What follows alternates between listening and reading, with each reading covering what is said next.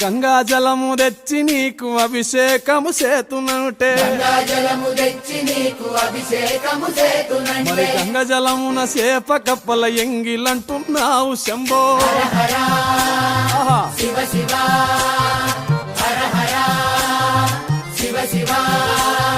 సాంబ శివ నీదు మహిమ ఎన్నటికీ తెలియదాయే ఆవు పాలు తెచ్చి నీకు అర్పితము చేతునంటే